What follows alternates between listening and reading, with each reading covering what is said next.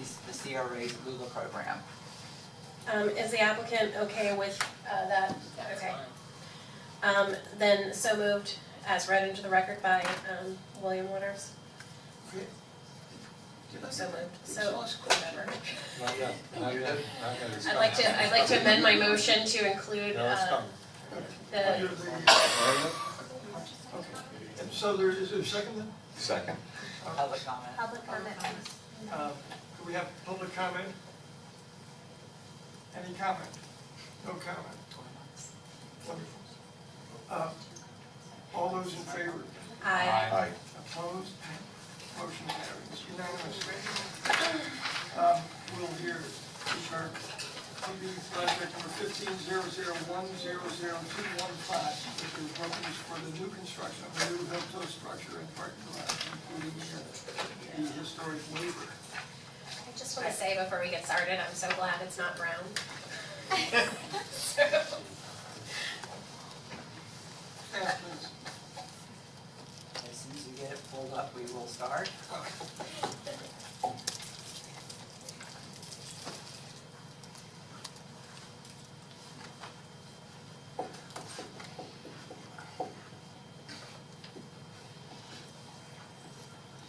So here we are.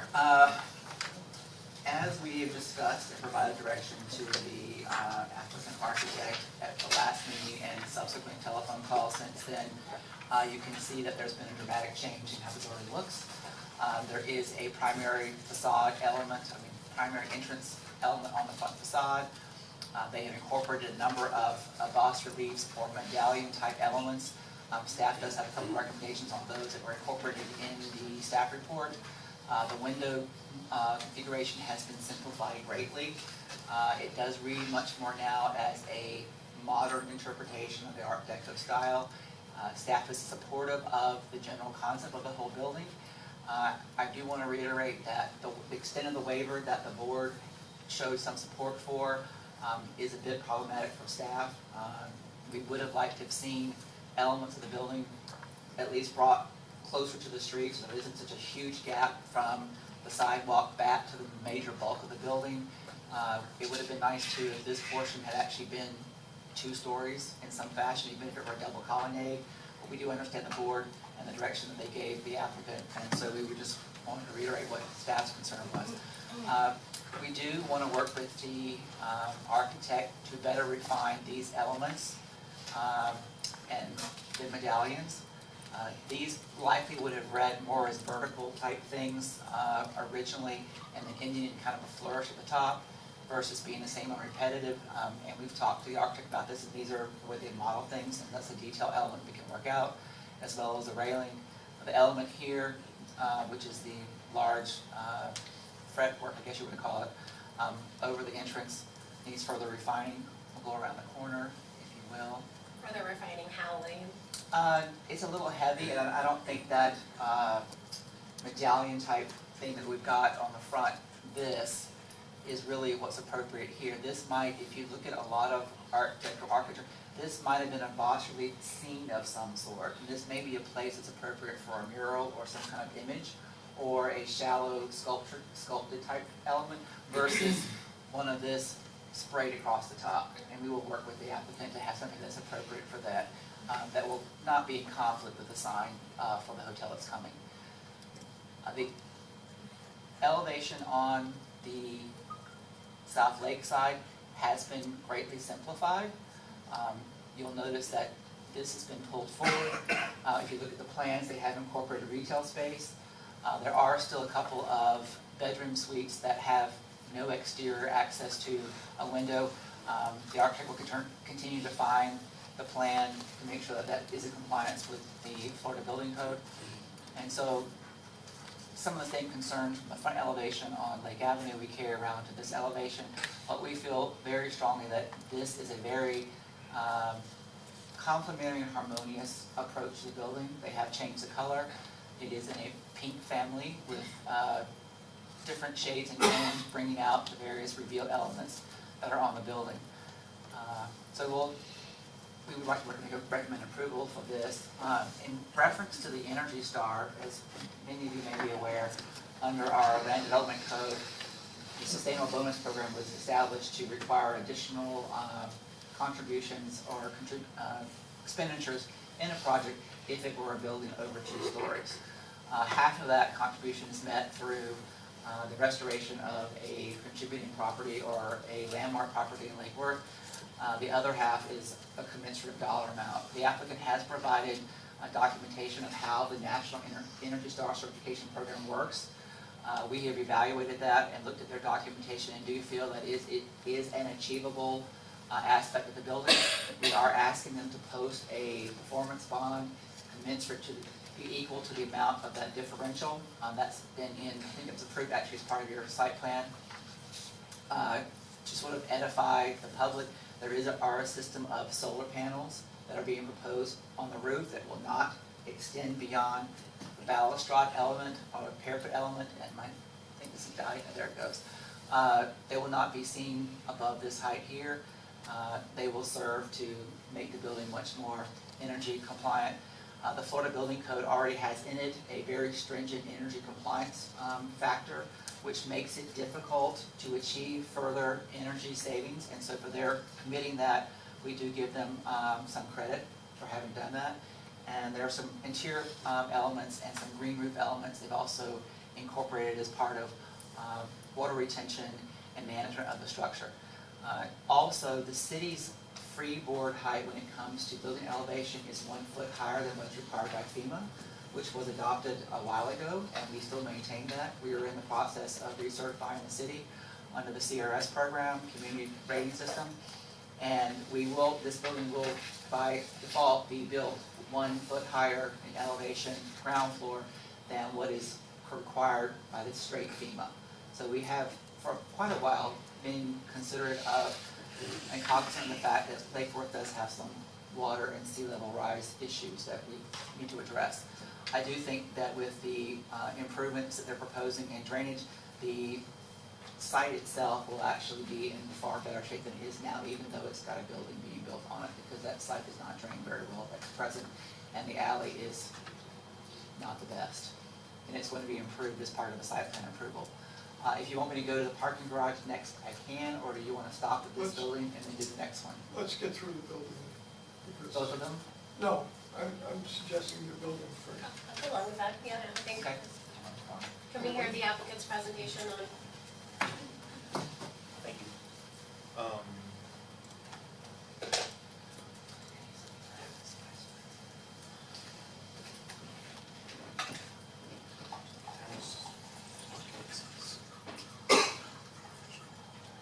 So as William and staff have alluded to, there's been a lot of collaboration between both local staff, our staff, and design staff, as well as getting feedback from our last presentation and discussion several weeks ago. So again, this really is a more colored version of the drawings that you just saw.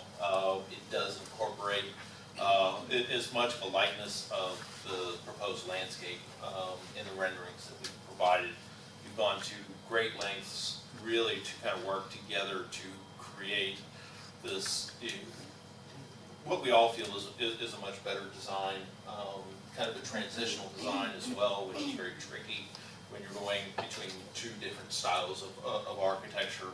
And we're in agreement that yes, the bridge needs some refinement, and since day one, again, we'll work collaboratively with local staff to work out a lot of the the finite details. I mean, it's such a massive project that again, a lot of it will work itself out as we go through. I do want to kind of get back to that. Again, these are revised streetscape elevations, which will give you a good sense around all major thoroughfares. Again, trying to keep with design context, both with the historic building. And again, we talked about this in great length last time, and our strong feeling of trying to keep the historic Gulfstream be primary and kind of the grand name visual impact that original building has, and still allowing, you know, the new annex to, you know, kind of be subservient, but yet still stand on its own You know, as you do well. have, you know, staff brings up a good point, is you do have a lot of space there. Have you thought, is that possible to use the roof there? As a step back. Yeah, on the second floor, so You can add more room, or it, more. well, no, I mean, not even change the building, but I mean, just Use use the roof there. Oh, well, we do have, yes, I mean, this, when we, if I get to my. I can remember from, Yes, Okay. and what our plan is, really is to, you know, extend, you know, around the perimeter where you see the individual balconies, you know, so these perimeter rooms will have access to those balconies. This will actually be an accessible roof from. But that doesn't address the design element that the LDRs were working for. And so I'm wondering whether structurally you could build out maybe 2 floors and have a step up. Well, And then with, suffice. here's the complexity of what happens is if we were to take and enclose Not the this, entire, not this the, zone, even if we were gonna take half of this, because of the natural configuration of this zone, these perimeter bays get so deep, and even if, you know, if we move the corridor and try to push it out, so that we don't get long, deep interior bedrooms or, you know, interior spaces that don't have access to natural light. That's why this configuration works so well. The spaces, the depth ratios that we're, you know, kind of forced to work with as well. I understand Yeah. why, you know, we talked about, when we did the site plan approval for them to have this configuration, we talked a lot about how they have the visual to the pool deck and all those other types of things. But I was wondering if you all had, 'cause something the staff brought up that was kind of interesting, which was essentially functionally a porch.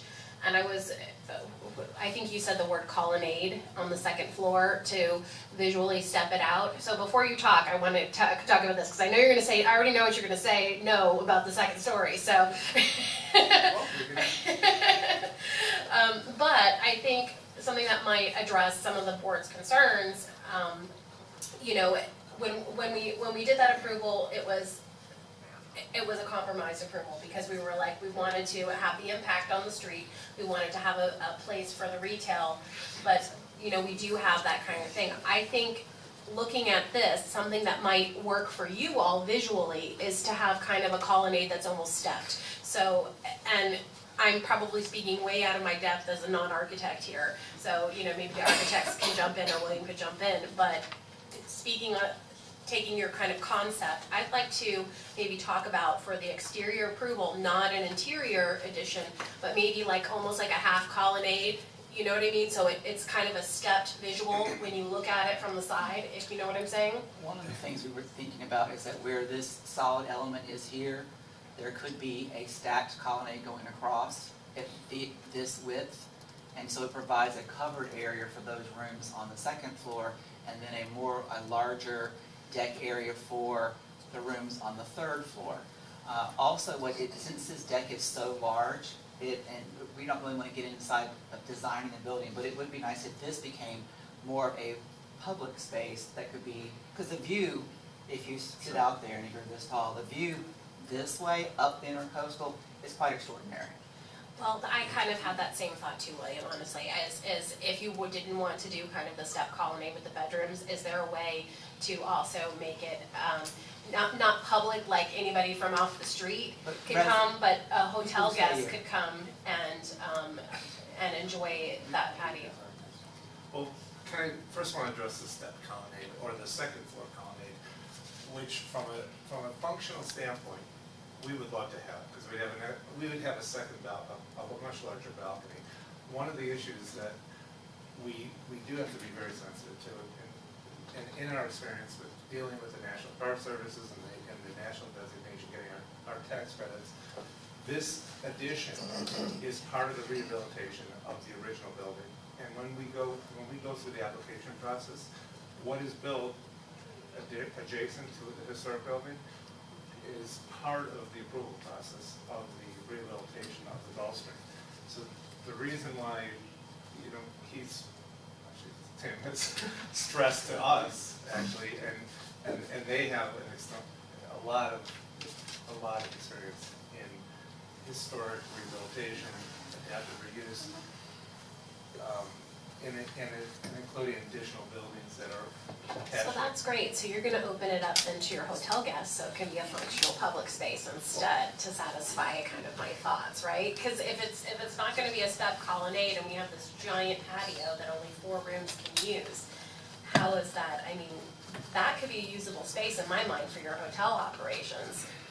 It could be the security and accessibility to that second floor balcony. You're talking about the second floor, right? I'm talking about the second floor on top of the retail. Right, I mean, the problem we will have, again, is how do we keep the security and the accessibility from non-hotel guests? Part of our concern is the streetscape, regardless of what happens on the inside of the building. But the LDRs were laid out to create an urban Yes, but we already gave them a waiver, so this is what, they already have the waiver, this is the building footprint that they're going with.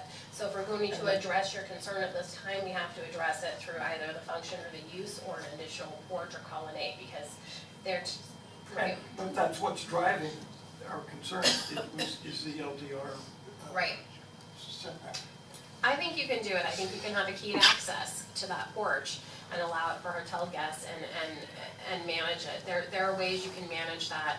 I don't have any illusions of that being open to the public, so, hey, I wanna go up and sit on this porch where some hotel guests, you know, with their stuff is there, but I think that there's a way, and the reason why I'm saying this very frankly to you is because I would be, at this time, based on what other board members have said and what staff has said, I'm strongly leaning towards making that accessible to hotel guests.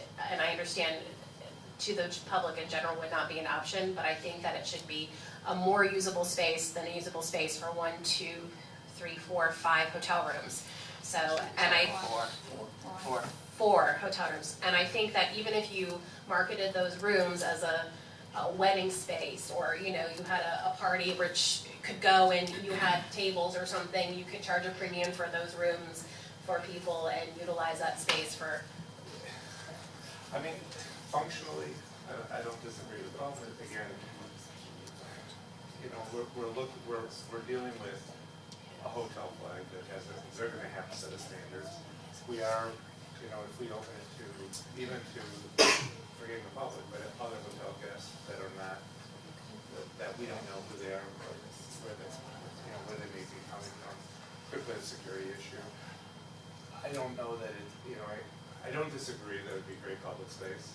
The problem is functionally, can I achieve that and still keep a room that has a balcony, but it's almost a public balcony right outside their door, the security of that. So it's a public balcony just for 5. I mean, it is somewhat of a public balcony. For 4 rooms. 4 rooms. And what we're asking for is a design feature in front of those 4 rooms that comes closer to the original desire of the. What about you putting some sort of portable divider so that it is somewhat private, so that it maybe some sort of planters or something that wouldn't be structural, but it would at least define the balcony. The private space versus. Private space. And I certainly don't have any illusions of allowing somebody off the street to come and access this balcony. I would never support something like that for you, and I don't think you as a business practice could support that. But there are ways to key those spaces and to. It is, but if you have 250 rooms, you have 250 potential people that could be accessing the space. That's, Yeah, what I think our concern would be is the guests that have the green, blue, purple, and yellow rooms wouldn't want every hotel guest to be wandering outside their windows and peering in. And the door to the steps, from the steps there. Yeah. That's what. I mean, you certainly could seclude the area by the stairs.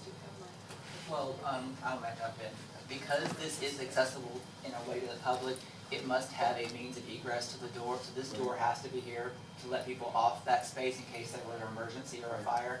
So that door will have to be there. Yeah, okay. Um, So, can we have any structure that has it brings the building forward somewhat? Well, I think what we could do is we certainly could have, chaises or tables and chairs with umbrellas. No, a structure. Okay, yeah. Well, no, I wasn't talking about the structure. I'm talking about a structure because we're talking about urban design, which this fails at. I think, I mean, I'd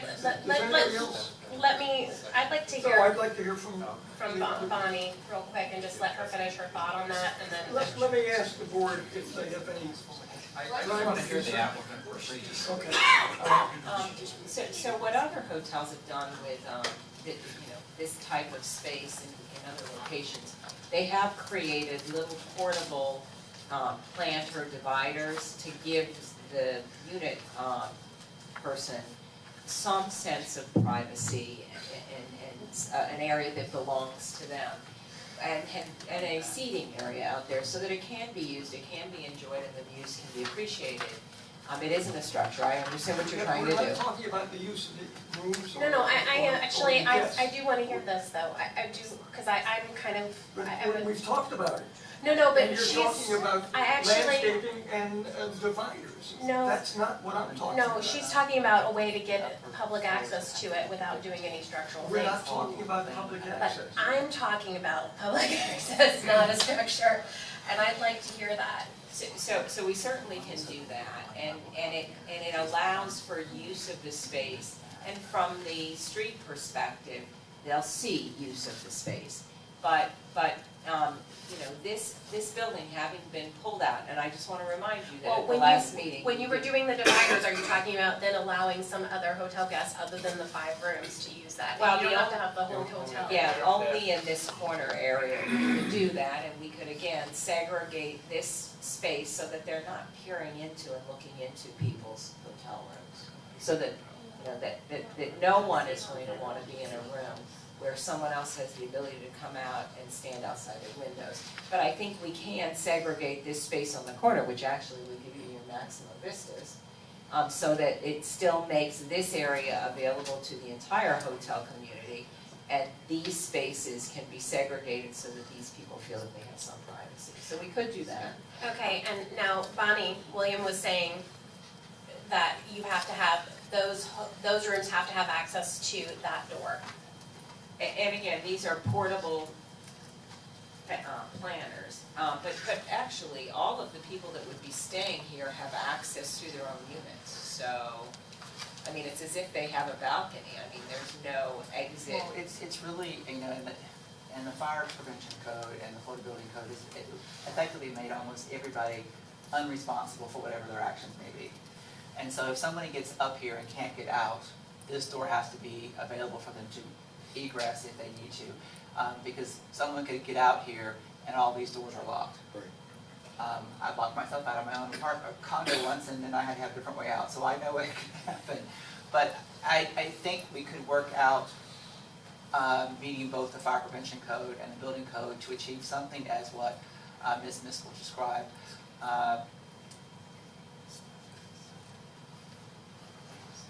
Okay, that's good information for me. And I think Herman, you wanted to also talk about, the building piece of the thing with the did you want a colonnade or the structure, or what were you?